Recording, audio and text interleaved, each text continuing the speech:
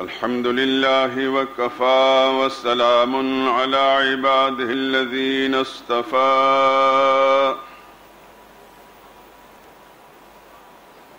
خصوصا على سيد الرسل وخاتم الأنبياء وعلى آله المجتبى وأصحابه الأتقياء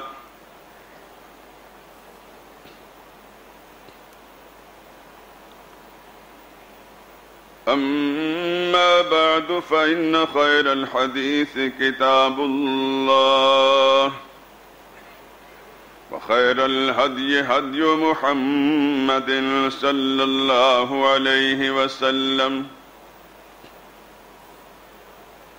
وشر الأمور محدثاتها وكل محدثة بدعة وكل ضلالة في النار أما بعد فأعوذ بالله من الشيطان الرجيم بسم الله الرحمن الرحيم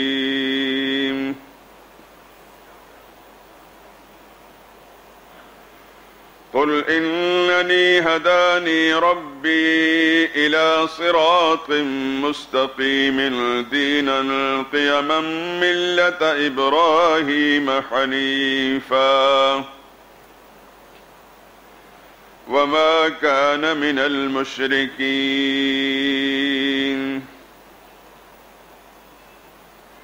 قل إن صلاتي ونسكي ومحياي ومماتي لله رب العالمين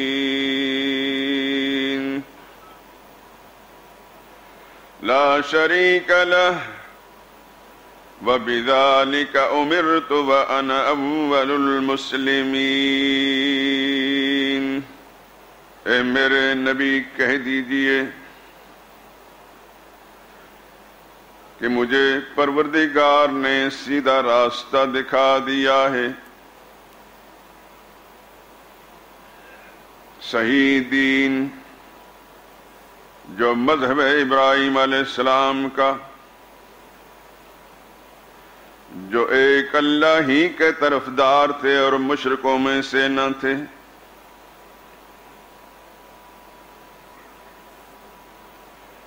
یہ بھی کہہ دیں کہ میری نماز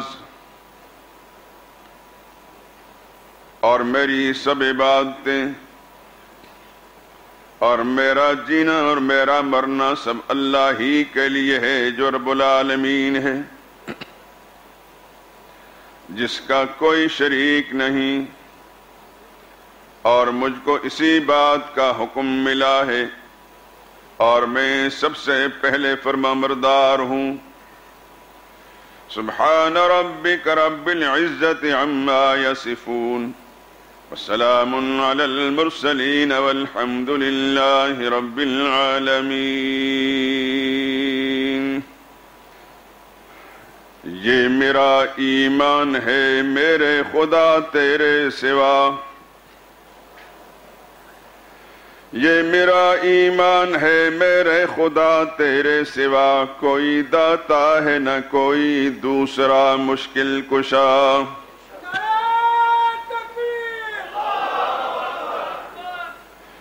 سب تیرے بندے ہیں، تو معبود اور مسجود ہے، سب تیرے محتاج ہیں، کیا اولیاء کیا انبیاء۔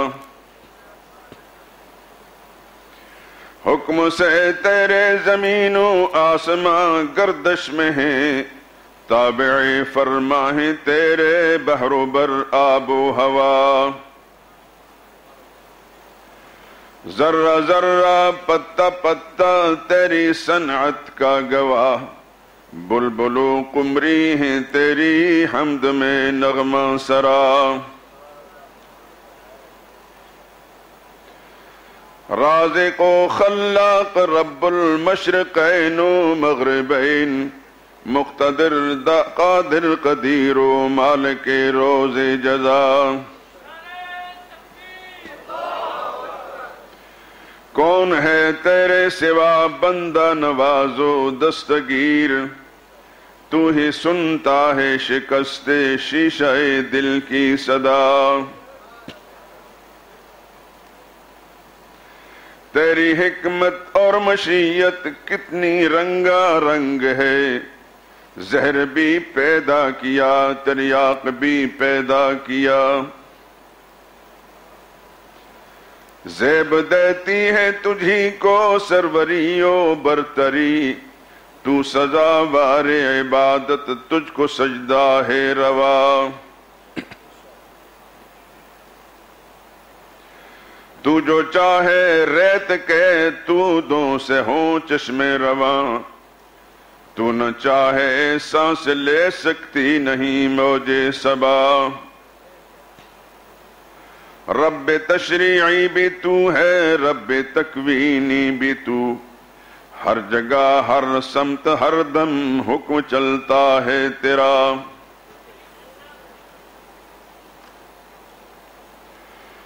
ذرہ ذرہ کہہ رہا ہے اشہد اللہ الہ، ذرہ ذرہ کہہ رہا ہے اشہد اللہ الہ، پتا پتا کی زبان ہے اور حمد کبریا۔ تو نے بخشی ہے زمین کو قوت روئیدگی، حکم سے تیرے ہے برگو شاہ کی نشو و نما۔ تو وہ قادر تیری قدرت عرش کرسی کو محیط، تو وہ قادر تیری قدرت عرش کرسی کو محیط، ہے تیری فرما روائی میں ظہور استوا۔ رہنمائی کے لیے مبعوث فرمائے رسول، رہنمائی کے لیے مبعوث فرمائے رسول، مدتوں تک یہ مقدس سلسلہ چلتا رہا۔ ہو گیا اتمام نعمت، آنے والے آ چکے، آخری نقطہ پہ یہ دور نبوت رک گیا۔ یہ میرا ایمان ہے میرے خدا تیرے سوا، کوئی داتا ہے نہ کوئی دوسرا مشکل کشا۔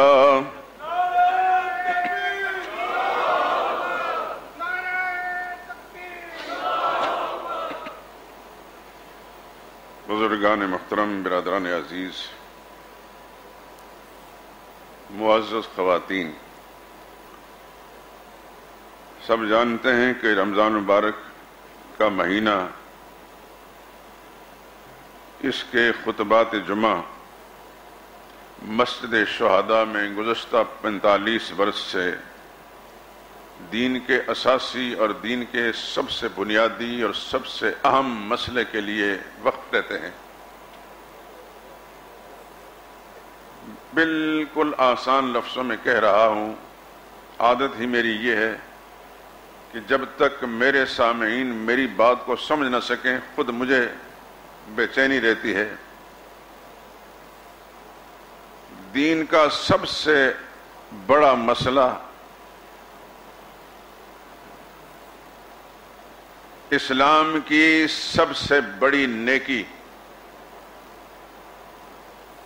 جس کے مقابلے میں کوئی اور نیکی نہیں، وہ اللہ کی توحید کا مسئلہ ہے۔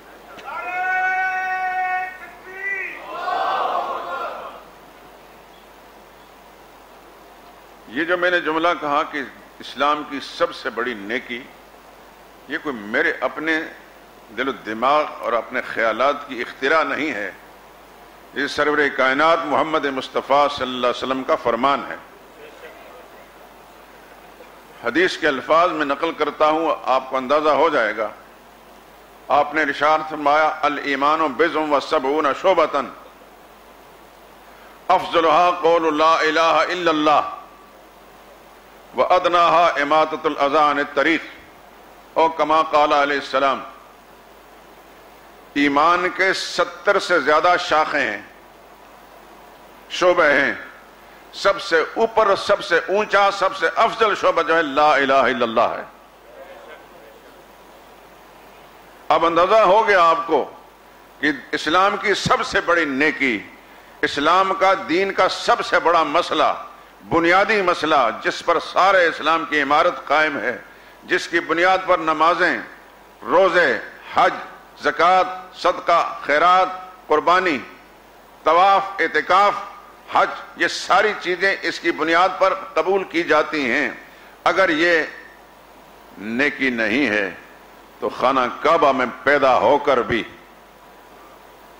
بیت اللہ میں ہر وقت آ کر بیٹھنے والا بھی، اور بیت اللہ کا طواف کرتے وقت لبیک اللہم لبیک کہنے والا بھی اللہ کی نظروں سے گر جاتا ہے اگر اس میں عقیدہ توحید درست نہیں، اس کی بھی خدا کے نزدیک کوئی قیمت نہیں۔ آپ جانتے ہیں کہ ابو جہل، یہ نام رسول اللہ نے اس کا رکھا تھا صلی اللہ علیہ وسلم، اس کا نام تھا عامر، باپ کا نام تھا ہشام، عامر ابن ہشام۔ یہ مکہ کا سرداروں میں سے، چودھریوں میں سے تھا، اور اس کا گھر صفا مروہ، اللہ تعالیٰ آپ کو بار بار وہاں جانے کی اور طواف و سعی کرنے کی سعادت نصیب فرمائے۔ جس طرف صفا مروہ ہے اس کے پیچھے جو میدان سا بنا ہوا ہے، اس جگہ ابو جہل کا گھر تھا۔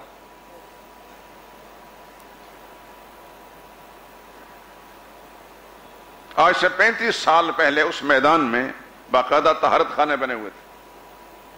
بعد میں وقتاً فوقتاً حکومت اپنے نظامی معاملات کو چینج کرتی رہتی ہے۔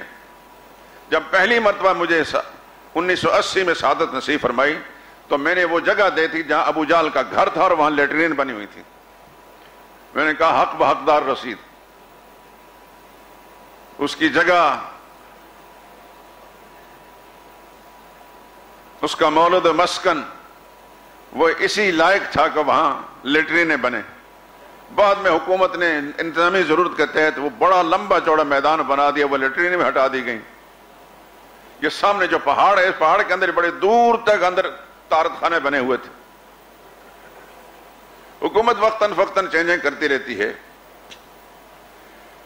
تو اس سرزمین کا، جس سرزمین میں کوئی خوش نصیب اس کے پڑوس والی مسجد کے اندر ایک نماز پڑھتا تو 1,00,000 نماز کا ثواب ہے، اور جماعت کے ساتھ پڑھے تو 27 لاکھ کا۔ وہاں پیدا ہونے والا عامر ابن ہشام یعنی ابو جہل، اس نے اللہ کی توحید کا انکار کیا۔ تفصیلات میں چھوڑتا ہوں کہ اس نے مکہ میں ابتداءً اسلام لانے والے مسلمانوں پر کتنے ظلم کیے۔ یہی ملعون ابو جہل تھا جس نے حضرت سمیہ، ایک ضعیف، ایک بوڑھی خاتون، ایک ناتواں خاتون جو اللہ کی توحید کے جذبے سرشار ہو چکی تھی، ان کی ایک ٹانگ ایک اونٹ کے ساتھ، دوسری ٹانگ دوسرے اونٹ کے ساتھ باندھ کر اونٹوں کو دائیں بائیں ہنکایا۔ آپ اندازہ کر سکتے ہیں کہ 2 ٹکڑے ہونا گوارا کر لیا۔ اللہ کی اس نیک بندی نے لیکن توحید سے بغاوت کا اعلان نہیں کیا۔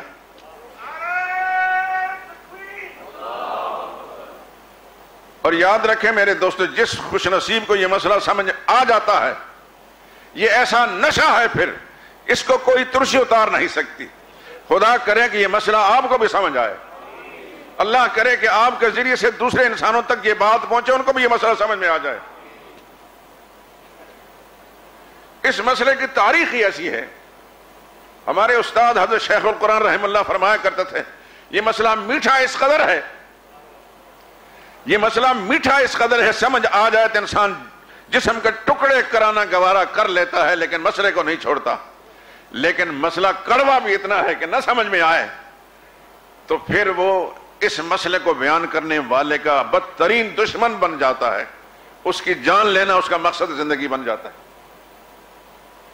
ابو جہل کو مسئلہ سمجھ میں نہیں آیا تھا، حضرت سمیہ کو مسئلہ سمجھ آیا تھا، انہوں نے جان قربان کر دی، مسئلے سے بغاوت نہیں کی۔ ابو جہل کو سمجھ نہیں آیا، اس نے وہ ظلم کیا کہ اس دھرتی پر آج تک ایسا ظلم کسی نے نہیں کیا۔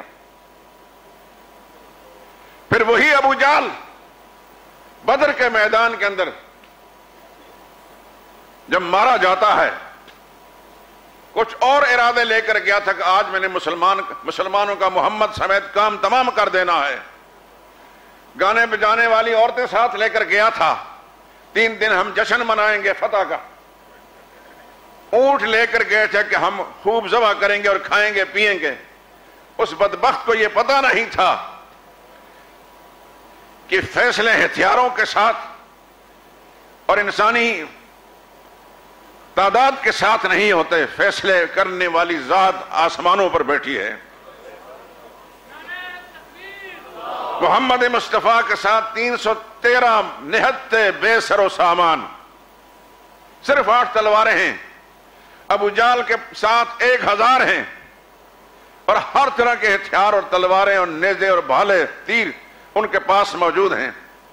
مکمل طور پر تیاری کے ساتھ آ کہ آج ہم نے مسلمانوں کا کام تمام کر دینا ہے. لیکن پھر چند ہی لمحوں میں دنیا نے یہ دیکھا اور دنیا کو یہ ماننا پڑا, اور قیامت تک دنیا اس پر ریسرچ کرتی رہے گی یہ کیا معاملہ ہو گیا. ایک طرف 1000 کیل کانٹے سے لیس ہیں, دوسری طرف 313 ہیں اور بے سر و سامان ہیں, اور نتیجہ جنگ کا یہ نکلتا ہے جو 1000 میں سے 70 مارے جاتے ہیں اور 70 گرفتار ہو جاتے ہیں, اور جو 313 بے سر و سامان ہیں اس میں صرف 14 شہید ہوتے ہیں, ایک بھی گرفتار نہیں ہوتا. یہ 313 جذبہ توحید سے سرشار تھے, وہ 1000 کا لشکر مشرک تھے, اللہ کی توحید کے باغی تھے. اور یاد رکھیے اللہ کی مدد ہمیشہ موحدین کے ساتھ ہوتی ہے, مشرکین کے ساتھ نہیں ہوتی.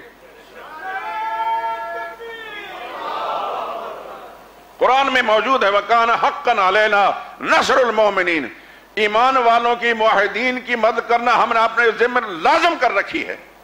اللہ خود فرماتا ہے میرے ذمہ لازم ہے کہ میں ان کی مدد کرتا ہوں. بات عرض کر رہا تھا کہ ابو جہل جس وقت وہاں مر رہا تھا, آخری ہچکیاں لے رہا تھا, عبداللہ بن مسعود رضی اللہ تعالیٰ عنہ کو حضور نے بھیجا تھا. یہ باتیں کئی دفعہ میں پہلے بیان کر چکے کہ ان کو کیوں بھیجا تھا. عبداللہ بن مسعود جاتے ہی اس ظالم کے سینے پر چڑھ کر بیٹھ گئے, اور اس نے جب آنکھ کھولی تو اس وقت بھی اس نے کفریہ اور غرور و تکبر سے بھرا ہوا جملہ کہا. کہنے لگا اے چرواہے کے بچے, تو اتنے بڑے سردار کے سینے پر سرداری کا گھمنڈ اور وہ خوار اب بھی نہیں اترا. ظالم مر رہا ہے لیکن سرداری کا گھمنڈ اب بھی ہے. اتنے بڑے سردار کے سینے پر چڑھ کر بیٹھ گیا ہے. پھر کہنے لگا کہ کس کو فتح ہوئی کس کو شکست. عبداللہ بن مسعود نے فرمایا اللہ نے اپنے نبی کو اہل ایمان کو فتح سے ہمکنار کیا ہے, تجھے اور تیری فوج کو خدا نے ذلیل و خوار کر دیا ہے. کہنے لگا آپ کیوں آئے ہیں. عبداللہ بن مسعود نے فرمایا مجھے میرے آقا نے حکم دیا ہے کہ تیری گردن کاٹ کر ان کی قدموں میں لے جا کر پھینکنی ہے.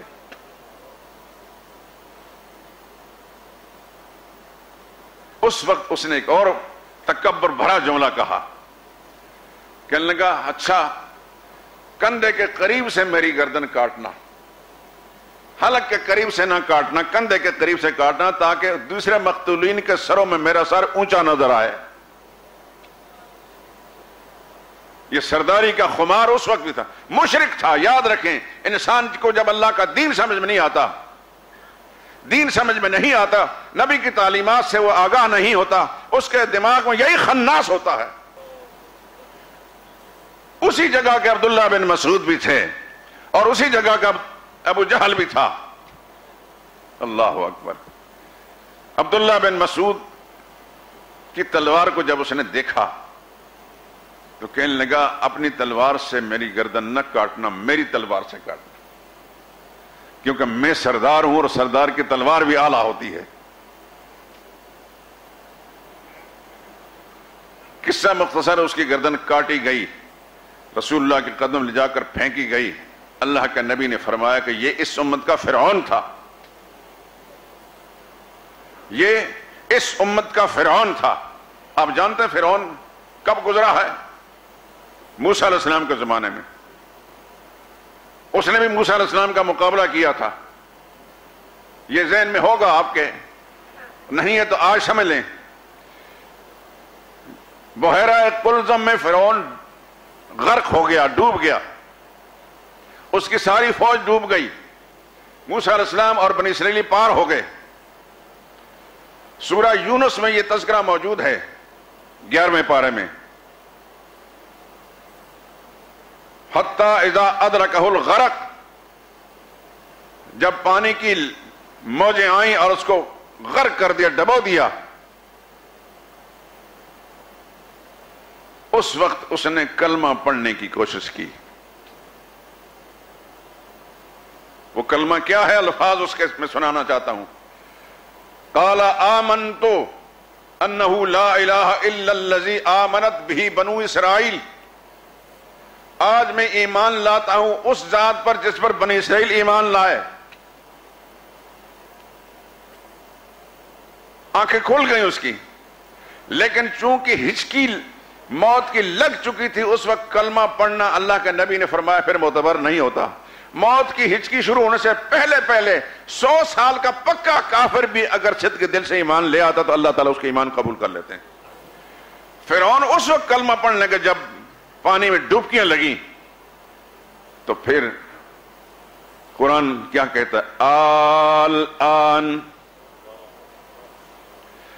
اے ظالم فرعون، اس سے پہلے اللہ کا پیغمبر، ایک نہیں 2 پیغمبر تمہیں اللہ کے دین کی دعوت دیتے رہے، توحید سمجھاتے رہے، لیکن تو بگڑا رہا، اکڑا رہا۔ الآن، اب ایمان لانا چاہتا ہے، وَكُنْتَ مِنَ الْمُفْسِدِينَ، اس سے پہلے فساد کرتا رہا، تیرا ایمان تو قبول نہیں۔ لیکن فَالْيَوْمَ نُنَجِّيكَ بِبَدَنِكَ لِتَكُونَ لِمَنْ خَلْفَكَ آیَةً، ہم نے فیصلہ کیا ہے کہ تیری لاش کو ہم محفوظ رکھیں گے، تیری لاش کو ہم محفوظ رکھیں گے، اس لیے نہیں کہ تو بہت اچھا لگتا ہے، بلکہ لِتَكُونَ لِمَنْ خَلْفَكَ آیَةً، تاکہ آنے والے زمانوں میں لوگ تیری لاش کو دیکھ دیکھ کر عبرت حاصل کریں کہ اس دنیا کے اندر جو اپنے آپ کو رب اعلیٰ، سب سے بڑا رب کہنے والا تھا، جب خدا کا عذاب آیا اپنے آپ کو بچا نہیں سکا۔ مغرور و متکبر لوگوں پر جو خدا کی گرفت آتی ہے، عذاب آتا ہے، پھر اللہ تعالیٰ ان کو عبرت کا نمونہ بنا دیتے ہیں۔ وہ بھی فرعون تھا رسول اللہ کے زمانے کا، ابو جہل، اس کو حضور نے کیا فرمایا؟ یہ سمت کا فرعون تھا۔ تقابل یہ میں بتا رہا ہوں، موسیٰ علیہ السلام کے زمانے کا فرعون بڑا کافر، بڑا مغرور متکبر تھا، لیکن مرتے وقت اس نے کلمہ پڑھنے کی کوشش کی۔ یہ الگ بات ہے کہ اللہ نے کلمہ قبول نہیں کیا، لیکن اس امت کا جو فرعون تھا اس نے آخر وقت میں غرور و تکبر کا جملہ کہا تھا اور یہ پیغام دیا تھا کہ میرا پیغام محمد کو جا کر دے دینا صلی اللہ علیہ وسلم۔ آج میں جب مر رہا ہوں، میرے دل میں آپ کے خلاف جتنا بغض ہے، جتنی نفرت ہے، جتنی عداوت اور دشمنی ہے، اس سے پہلے جب میں زندہ سلامت تھا اتنی دشمنی اس وقت نہیں تھی۔ اس لیے اللہ کے نبی نے فرمایا یہ اس امت کا فرعون تھا۔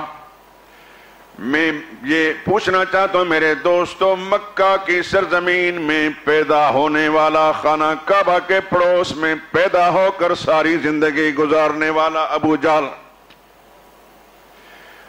ہر وقت وہ بیت اللہ کے اندر آ کر بیٹھا رہتا تھا اور بیت اللہ کا طواف بھی کرتا تھا جیسے مسلمان طواف کرتے ہیں، لیکن اللہ کی توحید کو قبول نہ کرنے کی وجہ سے وہاں کا پیدا ہونا بھی اس کو کام نہ آیا، بیت اللہ میں بیٹھنا اور طواف کرنا بھی کام نہ آیا۔ یاد رکھیں، کوئی نیکی بھی انسان کو کام تب آ سکتی ہے کہ جب اس کا عقیدہ توحید درست ہوگا۔ صاف لفظوں میں کہتا ہوں میرے دوستو، کوئی پتہ نہیں آئندہ سال یہ جمعے ہمیں نصیب ہوں کہ نہ۔ میں اپنا فرض پورا کرتے ہوئے اللہ کے سامنے جواب دہی کے احساس کے ساتھ آپ کے ساتھ باتیں کر رہا ہوں۔ میرے دوستو، اپنے عقیدوں کو ٹٹول لو، پرکھ لیا کرو ہر وقت اپنے عقیدوں کو، اور خدا توفیق دے آپ کو ایسے علماء کے پاس جایا کریں جن کے عقیدے صاف ستھرے اللہ کے قرآن کے مطابق ہوں۔ ان سے جا کر معلومات لیا کریں، ان سے سبق لیا کریں، انشاءاللہ آپ کا ایمان بچ جائے گا۔ آپ اس دنیا سے جائیں گے تو سرخ روح ہو کر جائیں گے، اللہ کی بارگاہ میں جائیں گے تو وہ آپ کا خیر مقدم کیا جائے گا۔ آپ حدیث کے حوالوں سے سن چکے ہیں کہ ایک آدمی جس کے اتنے گناہ تھے کہ 99 دفتر بدعمالیوں کے بھرے ہوئے تھے، لیکن ایک نیکی توحید والی بھی تھی، اس کے پاس تھی۔ جب میزان عمل میں اس کے اعمال رکھے گئے، اس پلڑے میں رکھے جانے لگے، تو اللہ نے فرمایا تو بھی سامنے جا، احضر وزنہ کا، تو دیکھ آج تیری وہ نیکی بھی تل رہی ہے، تیری بدعمالیاں بھی تل رہی ہیں۔ میری بات کو سمجھ رہے ہیں کہ نہیں سمجھ رہے دوستو؟ یہ تھوڑا سا وقت ہے، اس میں پورا دھیان اور توجہ اس بات طرف کریں، پتہ نہیں اگلا جمعہ پھر ہمیں نصیب ہوتا کہ نہیں۔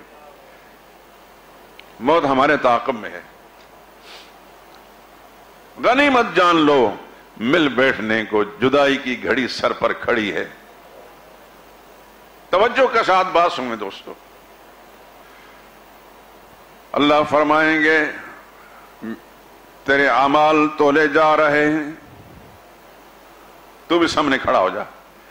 وہ حیران ہو گئے ما ہاذہ البطاقۃ ما ہاذہ السجلات، یا اللہ یہ کاغذ کا ایک پرزہ جس پر میرا عقیدہ لکھا ہوا ہے، میرا عقیدہ توحید لکھا ہوا ہے، ادھر 99 دفتر رجسٹر جن سے خدا کی زمین حد نگاہ تک بھری ہوئی ہے، وہاں گناہ ہی گناہ ہیں، ان کے مقابلے میں اس پرزے کی کیا ویلیو ہے، کیا حیثیت ہے۔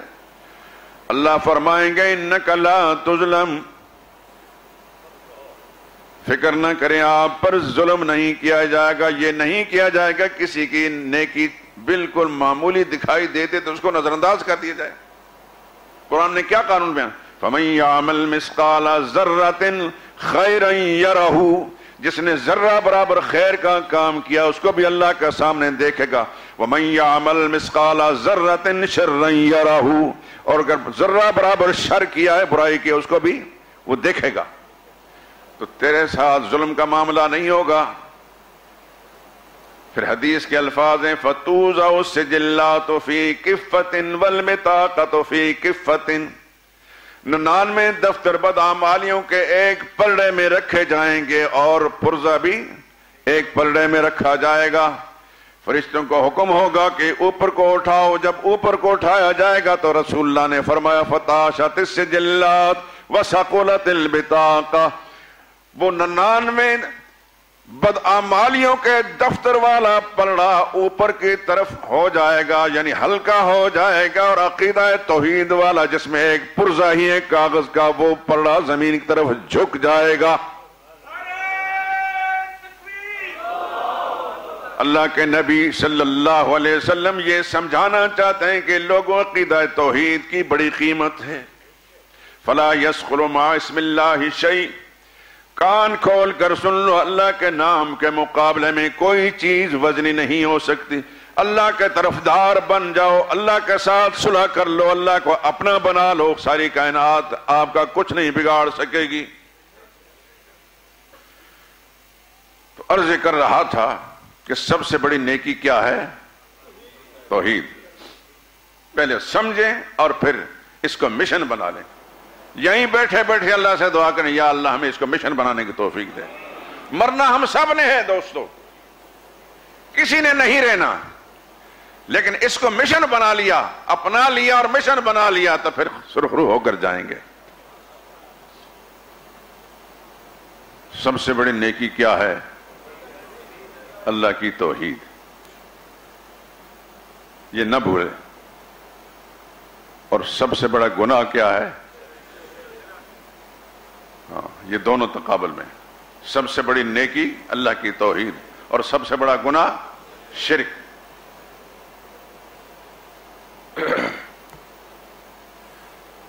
کیا فرماتے ہیں پروردگار عالم؟ انہو من یشرک باللہ، اور دنیا کے لوگوں کان کھول کر سن لو، جو شخص بھی اللہ کے ساتھ شرک کرے گا، اللہ کی ذات و صفات، حقوق و اختیارات میں کسی کو شریک بنائے گا، شرک کسے کہتے ہیں؟ حصے کو. شریک حصہ دار. سمجھتے ہیں نا آپ کو؟ کوئی کاروبار میں آپ کا جو حصہ دار ہو تو کیا کہتے ہیں؟ یہ میرا شریک ہے. تو اللہ تعالیٰ کی خصوصیات میں کسی بھی کو حصہ دار یا شریک بنا لینے، اس کا نام شرک ہے. اس کا نام شرک ہے. اور اللہ کے نزدیک سب سے بڑا جرم، سب سے بڑی برائی، سب سے بڑا گناہ شرک ہے. ناقابل معافی جرم ہے. اللہ فرماتے ہیں انہ من یشرک باللہ، کان کھول کر سن لو، جس نے اللہ کا شریک بنایا، فقد حرم اللہ علیہ الجنہ، یقینی بات ہے اللہ نے اس پر جنت حرام کر دی ہے. شرک کرنے والا خدا کے پیغمبر کا باپ ہو تب بھی جنت سے محروم ہے، نبی کا بیٹا ہو تب بھی جنت سے محروم ہے، نبی کی بیوی ہو وہ بھی جنت سے محروم ہے، نبی کا چچا ہو وہ بھی جنت سے محروم ہے. اللہ نے یہ ساری مثالیں قرآن کے اندر سمجھا دی ہیں. ساری مثالیں قرآن میں سمجھا دی ہیں. میں نے 4 مثالیں دی نا. نبی کا باپ مشرک ہو تو جنت سے محروم، نبی کا بیٹا مشرک ہو تو جنت سے محروم، نبی کی بیوی مشرک ہو تو جنت سے محروم، نبی کا چچا مشرک ہو تو جنت سے محروم. یہ ساری مثالیں اللہ نے قرآن میں بیان کی. آئیے ذرا ایک جھلکی اس کی دیکھ لیں. اللہ کے عظیم پیغمبر، وہ عظیم پیغمبر کے آخری نبی خاتم الانبیاء والمرسلین کو اللہ نے حکم دیا فاتبع ملت ابراہیم حنیفا، میرے لاڈلے حبیب آپ نے بھی وہی طریقہ اختیار کرنا ہے جو ابراہیم علیہ السلام کا ہے، جو اللہ ہی کے طرفدار تھے. وما کان من المشرکین، وہ شرک کرنے والے نہ تھے. آئیے ذرا ابراہیم علیہ السلام کا حال قرآن سے پوچھتے ہیں. قرآن بتاتا ہے ابراہیم علیہ السلام نے جس گھرانے میں آنکھ کھولی، جس گھر میں پیدا ہوئے، وہ گھر مشرک گھرانہ تھا. ماں مشرک، باپ مشرک، خاندان مشرک، ساری قوم مشرک، حکومت مشرک. اللہ اکبر. سب سے پہلے جب ہوش کی آنکھ کھولی ابراہیم علیہ السلام نے تو اپنے باپ کو دیکھا کہ وہ شرک کر رہا ہے. ابراہیم علیہ السلام نے سب سے پہلے اپنے ابا کو مخاطب کیا. میرے دوستو یاد رکھو، ابا اگر مشرک ہے، ماں باپ مشرک ہیں، خاندان مشرک ہیں، تو ان کے ساتھ سچی ہمدردی یہ ہے کہ اللہ کی توحید کا مسئلہ ان کو سمجھاؤ.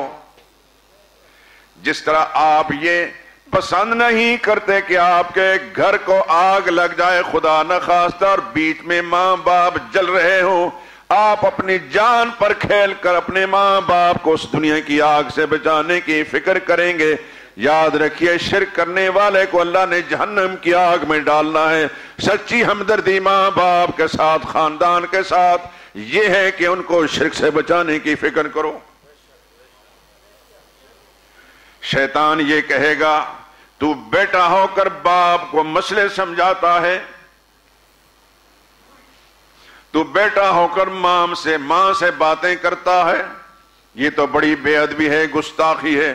ماں ناراض ہو جائے گی، باپ ناراض ہو جائے گا، اللہ کی توحید کی خاطر گوارا کر لو. میرے دوستو ایک طرف آپ کا رب ہے اور دوسری طرف ماں باپ ہیں. فیصلہ کرو کہ بڑا کون ہے؟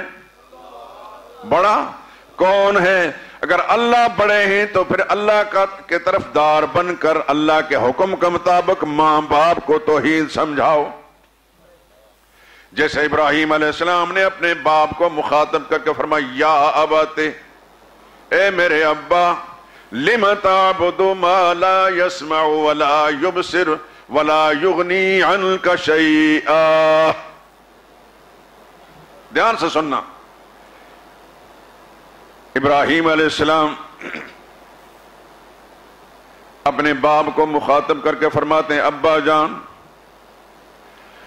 لیما کیوں تعبدو پوجتے ہیں آپ, کیوں پوجا کر رہے ہیں ما ان کی لا یسمعو, اگر آپ کوئی ان کو مشکل میں پکارنا چاہیں تو وہ آپ کی پکار کو سن نہیں سکیں گے. لا یسمع, غور سے میری بات کا دھیان, لا یسمع سن نہیں سکیں گے, ولا یبصر آپ کے حالات کو دیکھ نہیں سکیں گے, ولا یغنی عنک شیئا اگر آپ پر کوئی مشکل آ جائے تو آپ کی مشکل بھی ہٹا نہیں سکیں گے. یاد رکھو میرے دوستو, کئی ہزار برس پہلے ابراہیم علیہ السلام کے باپ کا معبود ہو یا 14ویں صدی میں پاکستانی یا دنیا کے کسی خطے میں بسنے والے لوگوں کا ایسا معبود جو اللہ کو چھوڑ کر اس کو مشکل کشا سمجھ کر, حاجت روا سمجھ کر, مرادیں پوری کرنے والا سمجھ کر, حاجتیں پوری کرنے والا سمجھ کر, شفا دینے والا سمجھ کر, اولاد دینے والا سمجھ کر, دولت مند بنانے والا سمجھ کر پکارتے ہیں اللہ کو چھوڑ کر, تو جس طرح ابراہیم علیہ السلام کے باپ کا معبود بے بس بے اختیار تھا, آج کے زمانے کا معبود بھی بے بس اور بے اختیار ہے.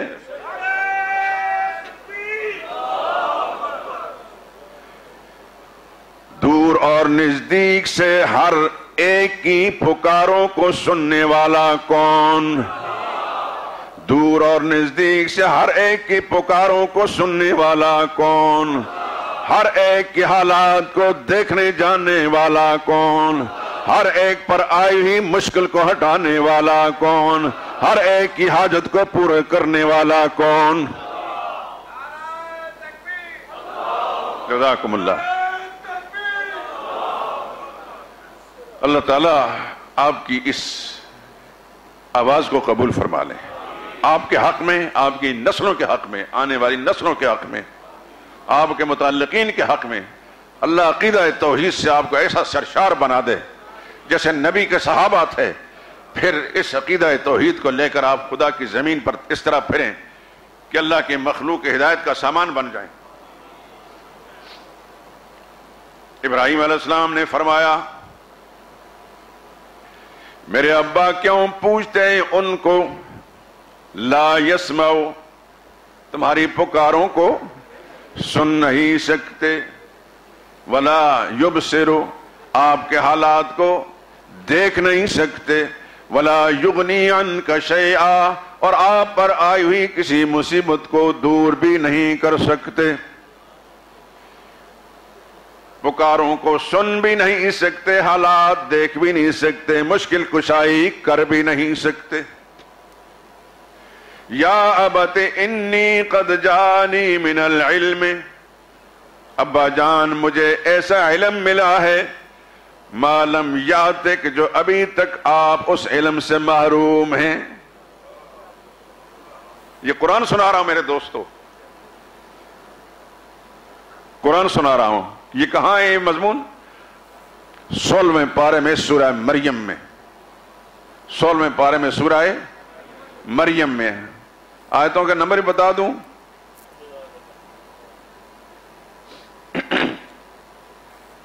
آیت نمبر 42, 43, 44, 45, 46, 47, 48, 49, 50, 42 سے لے کر 50 تک سورہ مریم 16واں پارہ. گھر میں جا کر ترجمہ والا قرآن بشرطے کہ کسی صحیح کا ترجمہ ہو دیکھ لینا. میرے ابا جان مجھے ایسا علم ملا ہے جو ابھی تک آپ کو نہیں ملا. فاتبعنی, آپ میری پیروی اختیار کریں, میری تابعداری اختیار کریں. شیطان ورغل آئے گا, یہ کیسی گستاخی ہے, باپ کو کہتا ہے میری تابعداری اختیار کرو. میرے دوستو, ابراہیم علیہ السلام سے بڑا مؤدب انسان اس دھرتی پر میرے رب نے بنایا ہی کوئی نہیں. اگر ابراہیم علیہ السلام کا یہ انداز بے ادبی نہیں, بے ادبی ہوتا تو میرا رب اپنی کتاب میں آخری کتاب میں ذکر نہ کرتا. معلوم ہوتا کہ نبی کی یہ ادا میرے رب کو پسند تھی. آج بھی ابراہیم علیہ السلام کے نقش قدم پر چل کر جو مسلمان نوجوان اپنے ماں باپ کو اس انداز سے دین کی دعوت دے گا، اللہ کو اس کی ادا بھی اسی طرح پسند آئے گی. کہتے ہیں فَاتَّبِعْنِي، میرے پیچھے چلیں، اہدک صراطا سویا، میں آپ کو سیدھے راستے پر چلاؤں گا. یہ ہدایت کسی کی میراث اور جاگیر ہے؟ جس کو اللہ چاہیں دے دیں، چاہیں تو ماں باپ کو دے دیں اور چاہیں تو ان کو محروم رکھ کر اولاد کو دے دیں. ابراہیم علیہ السلام کا والد محروم تھا ہدایت سے، اللہ ان کو ہدایت سے نوازا، اور اللہ کے حکم سے جب نبوت ملی تو پھر انہوں نے اس انداز سے باپ کو مخاطب کیا، یا اباتے. پھر کہتے ہیں میرے ابا جان، انداز بڑا پیارا ہے. لا تعبد الشیطان، یہ جو کام آپ کر رہے ہیں یہ شیطان کی پوجا ہے، شیطان کی پوجا مت کر. ان الشیطان کان للرحمن عصیا، شیطان یقیناً اللہ کا بڑا نافرمان ہے. یہ تین باتیں سننے کے بعد چوتھی بات پر یا ابت، ابا جان، انی اخاف، مجھے ڈر لگتا ہے، ان یمسک عذاب من الرحمن، کہیں اللہ کا عذاب تم پر ٹوٹ نہ جائے. اپنے باپ کو عذاب سے بچانے کے لیے تو اللہ کا عذاب آیا، فتکون للشیطان ولیا، آپ شیطان کے ساتھی بن جائیں گے. جواب ابراہیم علیہ السلام کے باپ کا کیا نام تھا؟ آزر. آزر کا جواب دیکھیں، اراغب انت عن آلہتی، دھیان میری بات کی طرف.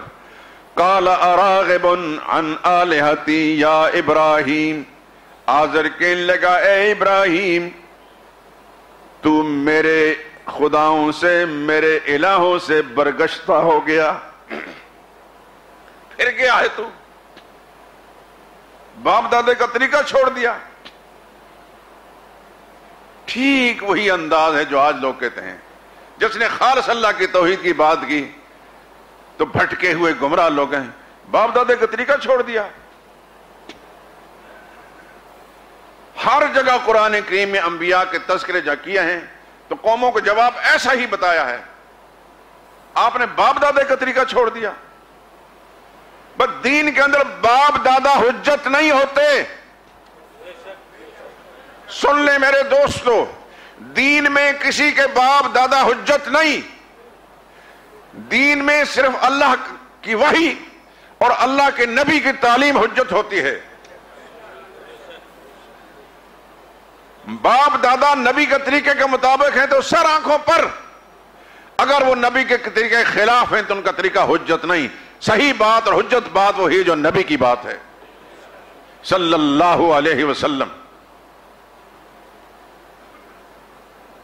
اور پھر اب دھمکی دینے لگا، کہنے لگا لئن لم تنتہی، اے ابراہیم اگر تو اپنی ان تقریروں سے باز نہ آیا، لأرجمنک، میں تجھے سنگسار کروں گا، تجھ پر پتھروں کی بارش کروں گا. یہ کون کہہ رہا ہے؟ آزر کون تھے؟ باپ. باپ کبھی اپنے بیٹوں کو مارتا ہے پتھروں سے؟ لیکن باپ کے دماغ میں جب شیطان گھر کر کر بیٹھ گیا ہو، شرک بیٹھ گیا ہو، تو پھر اس کو یہ سمجھ نہیں آتی کہ سامنے میرا بیٹا ہے لیکن خدا کا پیغمبر ہے. دھمکی دیکھنے لگا میں پتھروں سے سنگسار کروں گا. وَهْجُرْنِي مَلِيًّا، نکل جا میرے گھر سے، دور ہو جا. یہی کچھ کہہ سکتا تھا. ابراہیم علیہ السلام پیغمبر کی شان دیکھیں، قربان جائیں نبی کی شان پر. قَالَ سَلَامٌ عَلَيْكَ، ابراہیم علیہ السلام گھر سے نکلتے وقت بھی اپنے مشرک باپ کو کہتے ہیں میں آپ کی سلامتی کی دعائیں مانگتا رہوں گا. سأستغفر لك ربی، اللہ سے میں مغفرت مانگوں گا، بخشش مانگوں گا آپ کے لیے. انہ کان بی حفیا، وہ مجھ پر بڑا مہربان ہے. لیکن جہاں تک مذہب کا معاملہ ہے، دین کا معاملہ ہے، وَأَعْتَزِلُكُمْ میں تمہیں بھی چھوڑ رہا ہوں. کیا فرمایا؟ میں تمہیں بھی چھوڑ رہا ہوں. وما تدعون من دون اللہ، اور جن جن کو تم نے الہ سمجھ کر، خدا سمجھ کر، حاجت روا سمجھ کر، مشکل کشا سمجھ کر تم نے پکارنا شروع کیا ہے، ان کو بھی میں چھوڑ رہا ہوں. اور کروں گا کیا؟ وَأَدْعُو رَبِّي وَأَدْعُو رَبِّي، میں اپنے رب ہی کو پکاروں گا، میں اپنے رب ہی کو پکاروں گا. پھر کیا ہوا؟ جب ابراہیم علیہ السلام کو گھر سے نکالا گیا، فَلَمَّا اعْتَزَلَهُمْ، جب ابراہیم علیہ السلام نے باپ کو بھی چھوڑ دیا، اس کے دین و مذہب سے بھی لا تعلق ہو گئے، وَهَبْنَا لَهُ إِسْحَاقَ وَيَعْقُوبَ، پھر ہم ایسوں کو انعام بھی دیا کرتے ہیں جو ہماری خاطر قربانیاں دیتے ہیں، ہم ایسوں کو پھر انعام دیتے ہیں. ہم نے ابراہیم علیہ السلام کو بطور انعام اسحاق علیہ السلام جیسا بیٹا بھی دیا، وَيَعْقُوب، اور یعقوب علیہ السلام جیسا پوتا بھی دیا. وَكُلًّا جَعَلْنَا نَبِيًّا، ان سب کو ہم نے نبوت سے سرفراز کیا. جب اللہ کی مرضی پر کوئی ساری قربانیاں دیا کرتا ہے تو رب العالمین بھی پھر اپنی رحمتوں کے دروازے کھول دیتا ہے. وَهَبْنَا لَهُم مِّن رَحْمَتِنَا، ہم نے ان سب کو اپنی مہربانیوں سے نواز دیا. وَجَعَلْنَا لَهُمْ لِسَانَ صِدْقٍ عَلِيًّا، اور ان کا ذکر جمیل ہم نے بلند کر دیا. کئی ہزار سال پہلے ابراہیم علیہ السلام، اسحاق علیہ السلام، یعقوب علیہ السلام گزرے ہیں، لیکن آج بھی تر و تازہ ہیں مسلمانوں کے دلوں میں. اللہ اکبر. یہ تو وہ مثال تھی کہ اگر کسی کا باپ مشرک ہو تو وہ بھی جنت سے محروم ہوتا ہے. آزر نے ابراہیم علیہ السلام کی بات نہیں مانی، آخر دم تک کفر پر اڑا رہا اور مر گیا. حدیث میں آتا ہے ابراہیم علیہ السلام نے اللہ سے درخواست کی، یا اللہ کل قیامت کے دن محشر کے میدان میں ساری انسانیت کے سامنے روبرو میرے باپ کو لایا جائے گا، اور سب کے دیکھتے دیکھتے ان کو جہنم میں جھونکا جائے گا، مجھے شرمندگی اٹھانی پڑے گی. یہ بات ہمیں قرآن میں نہیں ہے، رسول اللہ نے سمجھائی ہے، حضور صلی اللہ علیہ وسلم. تو حدیث کے اندر الفاظ میں آتے اللہ جواب میں فرمائیں گے میرے خلیل ہم آپ کو شرمندہ نہیں ہونے دیں گے، آپ نے ساری زندگی میری مرضی پر قربانیاں دی ہیں،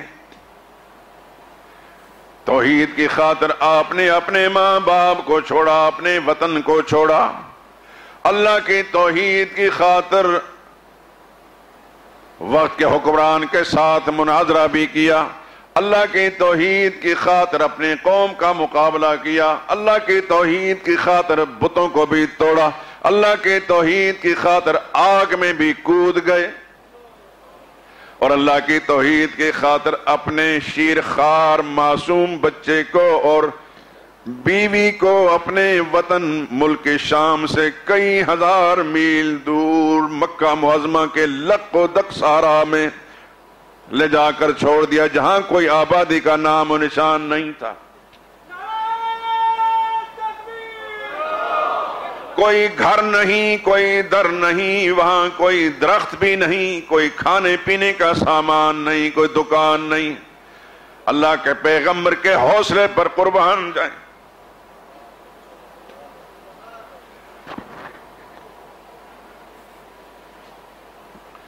اللہ کی مرضی پر اماں ہاجرہ کو اور چھوٹے سے شیرخوار بچے اسماعیل علیہ السلام کو لے جا کر وہاں چھوڑ دیتے جہاں آج بیت اللہ، خانہ کعبہ اور مکہ شہر آباد ہے.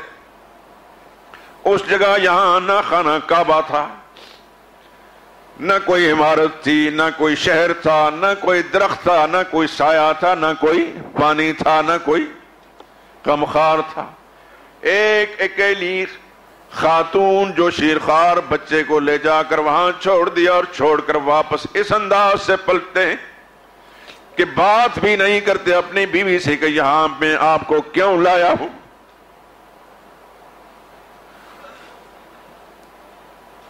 جب چند قدم چلتے ہیں پیچھے سے اما ہاجرہ نے آواز دی میرے آقا کہاں جا رہے ہیں ہمیں چھوڑ کر؟ کوئی جواب نہیں. سمجھا انہوں نے کہ یہ خدا کے پیغمبر کوئی کام اللہ کی مرضی کے خلاف نہیں کرتے. ایسا لگتا ہے کہ اللہ نے ایسا کرنے کا حکم دیا.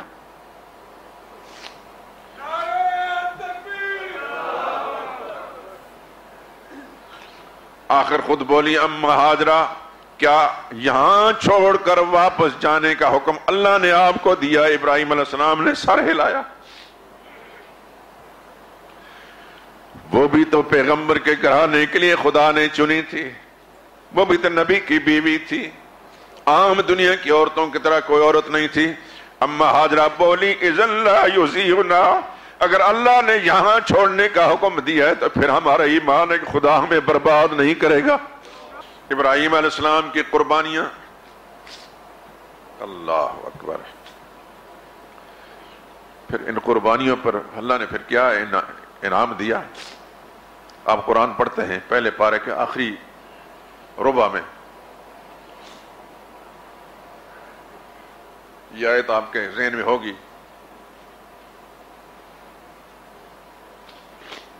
اذ ابتلی ابراہیم ربہ بکلمات, ابراہیم علیہ السلام کو ان کے پروردگار نے چند باتوں میں آزمائے. یہ چند باتیں جو میں نے ذکر کی ہیں بظاہر تو چند ہیں لیکن پہاڑوں سے زیادہ وزنی اور مشکل ہیں. فَأَتَمَّهُنَّ, ان چند باتوں کا اللہ نے امتحان لیا. ماں باپ کو چھوڑ دو, چھوڑ دیا. وطن کو چھوڑ دو, چھوڑ دیا. حکومت سے ٹکر لو, ٹکر لے لی. قوم کا مقابلہ کرو, مقابلہ کر لیا. بت خانے کے اندر داخل ہو, بتوں کو توڑ دو, توڑ دیے. اس جرم کے نتیجے میں آگ میں آپ کو ڈالا جائے گا. فرمایا مجھے منظور ہے. بیوی بچے کو لے جا کر دور ایک ویرانے میں چھوڑ کر واپس آنا پڑے گا, مجھے منظور ہے. بچہ جب 13-14 سال کی عمر کو پہنچتا ہے, ایک نیا امتحان آیا. اکلوتا بیٹا ہے, اس سے پہلے اور کوئی بیٹا نہیں. اس بچے کو آپ نے ذبح کرنا ہے. فرمایا مجھے منظور ہے. میں کہہ رہا ہوں آپ سن رہے ہیں, میرا کہنا بھی آسان, آپ کا سننا بھی آسان. لیکن دوستو چند لمحوں کے لیے اپنے دل و دماغ میں اس کیفیت کو طاری کیجئے. آپ کو یا مجھے کوئی حکم دے کہ بیٹے کو ذبح کرنا ہے, اکلوتا بیٹا جو مانگ مانگ کر لیا ہے, ذبح کرو, تو پھر ہمارے دل کی حالت کیا ہوگی؟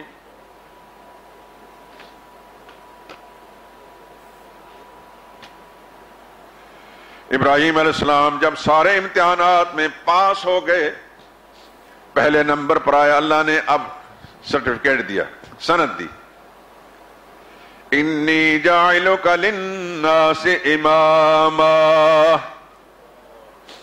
اے میرے خلیل آج میں نے فیصلہ کیا ہے میں پوری انسانیت کا امام آپ کو بنانے لگا ہوں.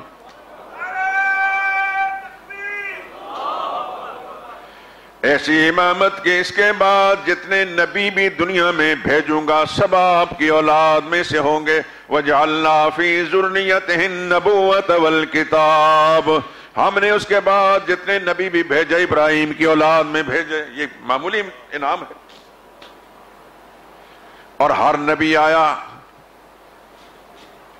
اور ابراہیم علیہ السلام کا حوالہ دے کر دنیا میں بات کرتا رہا, حتیٰ کہ آخری پیغمبر بھی, آخری پیغمبر محمد مصطفیٰ صلی اللہ علیہ وسلم کو بھی اللہ نے حکم دیا فَاتَّبِعْ مِلَّةَ ابراہیم. ابھی جو آیتیں میں نے پڑھی ہیں ان میں کیا تھا؟ قُلْ إِنَّنِي هَدَانِي رَبِّي إِلَى صِرَاطٍ مُسْتَقِيمٍ دِينًا قِيَمًا مِلَّةَ إِبْرَاهِيمَ حَنِيفًا, میرے اللہ نے سیدھے دین کا راستہ دکھا دیا جو ابراہیم علیہ السلام کا طریقہ ہے. تو آخری امتحان میں ابراہیم علیہ السلام پاس کس طرح ہوتے ہیں؟ بیٹے کو گھر سے لے کر چلتے ہیں, چھری لے کر چلتے ہیں. مینا کے میدان میں جہاں مسلمان قربانیاں کرتے ہیں، اس مقام پر پہنچتے ہیں، بچے کو کہتے ہیں انی ارا فی المنام، میرے لخت جگر میں نے خواب میں دیکھا ہے، انی اذبحک، کہ میں تمہیں ذبح کر رہا ہوں، فانظر ماذا تری، تو بتا تیری رائے کیا ہے۔ اسماعیل علیہ السلام کی رگوں میں بھی آخر ابراہیم علیہ السلام کا خون دوڑ رہا تھا۔ باپ اگر اتنی بڑی قربانیوں والا تھا تو بیٹا کیسے پیچھے رہ سکتا ہے؟ ایک پل انتظار کیے بغیر بیٹے نے جواب دیا، یا ابت افعل ما تؤمر، ابا جان جو اللہ کا حکم ملا ہے کر گزریے۔ یہ اللہ کی توحید کی خاطر قربانیاں ہیں۔ بات عرض کر رہا تھا کہ جس نے توحید کو قبول کر لیا اس پر جہنم حرام، اس کے لیے جنت واجب، جس نے شرک کیا اس پر جنت حرام، اس پر جنت حرام، چاہے نبی کا باپ ہو۔ حدیث میں آتا ہے قیامت کے دن ابراہیم علیہ السلام کے والد کی شکل بدل دی جائے گی۔ سن رہے ہیں؟ آزر اپنی اصلی شکل جو دنیا میں شکل تھی اس کے ساتھ وہاں جہنم میں نہیں ڈالا جائے گا۔ اللہ ابراہیم علیہ السلام کی خاطر اس کی شکل ایک بجھو کی شکل پر بنا دیں گے، اور پھر کسی کو یہ پتہ نہیں چلے گا کہ یہ کون ہے۔ فرشتے اس کو ہاتھ پاؤں سے پکڑ کر جہنم میں پھینک دیں گے۔ یہاں ایک نقطے کی بات عرض کر رہا ہوں، دھیان کیجئے۔ آزر کس کا باپ تھا؟ ابراہیم علیہ السلام کا۔ ابراہیم علیہ السلام نے جو قربانیاں دی تھی یہ معمولی قربانیاں ہیں؟ کیا یہ ممکن نہیں تھا کہ اللہ تعالیٰ ابراہیم علیہ السلام کا لحاظ کرتے، ان کے ایک رشتہ دار کو چاہے وہ کیسا تھا اس کو چھوڑ ہی دیتے؟ باپ ہی تھا، کو اللہ کے حکومت میں اللہ کی قدرت میں کوئی کمی آ جاتی؟ کچھ کمی نہیں آتی۔ یا کوئی اللہ پر اعتراض کرتا؟ کوئی نہیں کرتا تھا۔ تو ابراہیم علیہ السلام کا کیوں لحاظ نہیں کیا؟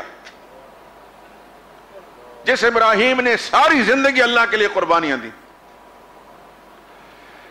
یہ بتانا چاہتے ہیں اللہ کہ نبی کا رشتہ دار باپ بھی ہو اگر مشرک ہوگا تو اللہ کا قانون نبی کے لیے بھی نہیں بدل سکتا۔ اللہ اپنا قانون کسی نبی کے لیے بھی نہیں تبدیل فرماتے۔ وَلَن تَجِدَ لِسُنَّتِ اللَّهِ تَبْدِيلًا، قرآن میں اعلان اللہ نے فرمایا اللہ کے دستور کو آپ تبدیل کرنے والا نہ دیکھیں گے۔ اللہ خود اپنے قانون کو بدلنا چاہیں تو بدل سکتے ہیں، دنیا کی کوئی قوت نہیں بدل سکتی، لیکن اللہ نے ابراہیم کے لیے اگر اپنے قانون کو نہیں بدلا تو لوگوں سن لو، میرے لیے اور آپ کے لیے اور دنیا کے کسی انسان کے لیے بھی نہیں بدلیں گے۔ کوئی شخص اس گھمنڈ میں ہو کہ میں فلاں پیر خانے کا مرید ہوں، فلاں پیر صاحب کا مرید ہوں، فلاں نسل سے فلاں خاندان سے تعلق رکھتا ہوں، مجھے تو معاف کر دیا جائے گا، مجھے تو حضرت صاحب نے کہہ دیا کہ تیرا بیڑا پار ہو جائے گا۔ اگر ابراہیم علیہ السلام جیسا بڑا حضرت، سارے حضرتوں کا حضرت، اس کی خاطر اللہ نے ان کے باپ کو معاف نہیں کیا تو میرے دوستو موجودہ زمانے کے ان اصلی نقلی فرضی جعلی اصلی حضرتوں کی خاطر اللہ تعالیٰ اپنا قانون نہیں بدلیں گے۔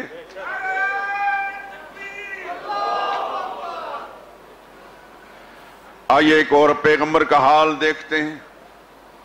نوح علیہ السلام سب سے پہلے پیغمبر، اللہ کی توحید کے لیے کام کرنے والے، 950 سال اللہ کی توحید کے لیے کام کیا، دن نہیں دیکھا، رات نہیں دیکھی، دن رات توحید کا کام کرتے ہیں۔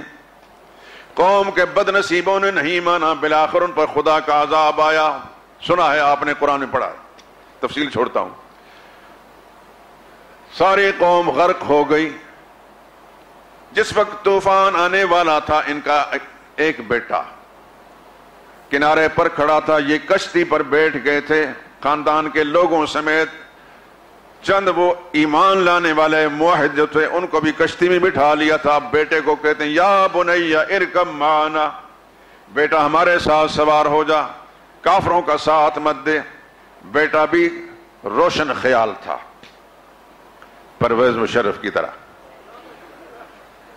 اس نے اس پرویز مشرف نے روشن خیالی کو بڑا حوال دیا، کہنے لگا ابا جان کیسی پرانی باتیں کرتے ہیں، فرسودہ باتیں کرتے ہیں، سآوی الی جبل یعصمنی من الماء، یہ طوفان زمین پر، ہموار زمین پر تو چلتے رہتے ہیں، پہاڑوں پر کبھی نہیں چلے، اگر ایسا اول تو ہوگا ہی نہیں، ہوا بھی تو میں پہاڑ پر چڑھ جاؤں گا، میں بچ جاؤں گا۔ نوح علیہ السلام نے فرمایا لا عاصم اليوم، میرے بیٹے، او بھٹکے ہوئے نادان بیٹے، یہ عام روایتی سیلاب نہیں، اللہ کا عذاب ہے۔ آج اس عذاب سے کوئی نہیں بچ سکتا، بچے گا وہ جسے اللہ بچائیں گے۔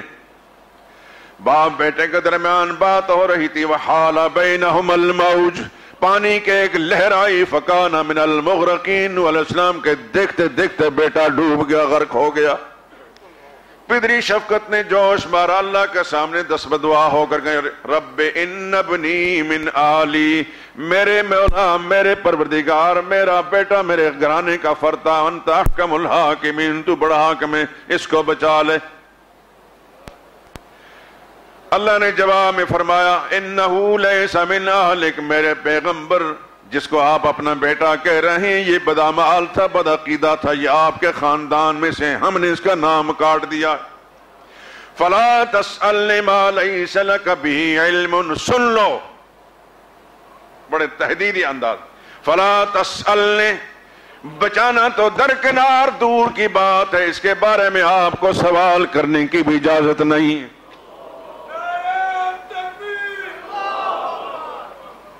میرے دوستو، مشرک بیٹا ہو تو بچ نہیں سکتا، باپ ہو تو بچ نہیں سکتا۔ آخر 950 سال نوح علیہ السلام نے اللہ کی توحید کا کام کیا تھا، ایک بیٹے کو ان کا لحاظ کر کے تو اللہ بچا لیتے، اگر اللہ نے ان کے لحاظ سے نہیں بچایا تو سن لو اللہ کسی کا لحاظ نہیں کریں گے، لحاظ اللہ کے ہاں صرف توحید والوں کا ہوگا۔ بات سمجھ میں آ رہی ہے کہ نہیں آ رہی؟ پھر آخر میں یہ بات کہتا ہوں میرے دوستو، اللہ آپ کو لمبی زندگی دے، اللہ آپ کو صحت سے نوازے، دنیا کی ساری نعمتوں سے نواز دے، آپ اپنی پوری کوشش کر کے اپنے عقیدوں کو درست کریں۔ موت ہر ایک کے تعاقب میں، نہ جانے کس گلی میں زندگی کی شام ہو جائے، اس لیے ہر وقت اپنے عقیدوں کو درست کرنے کی کوشش کریں۔ خود نہیں سمجھ میں آتی کسی موحد عالم کے پاس جا کر بیٹھیں، انشاءاللہ آپ کے عقیدے درست ہو جائیں گے۔ اعمال میں کمی ہوگی، ٹنوں کے حساب سے اعمال خراب ہوں گے، لیکن عقیدے کی صحت کی برکت سے اللہ ان ساری برائیوں کو بھی معاف کر دیں گے۔ بات سمجھ میں آ رہی ہے کہ نہیں آ رہی؟ عقیدے کی کمزوری معاف نہیں، اعمال کی کمزوری کو اللہ معاف کر دیں گے۔ ان اللہ لا یغفر ان یشرک بہ، قانون سن لیں، اللہ نے مشرک کو معاف نہیں کرنا، شرک والے کو معاف نہیں کرنا۔ وَيَغْفِرُ مَا دُونَ ذَلِكَ لِمَن یشاء، اس کے علاوہ جتنے گناہ بھی ہوں گے جس کے لیے چاہے گا معاف کر دے گا۔ بات سمجھ میں آ رہی ہے؟ اللہ کرے کہ پوری طرح سمجھ میں آئے اور اللہ اس پر عمل کرنے کی توفیق نصیب فرمائے۔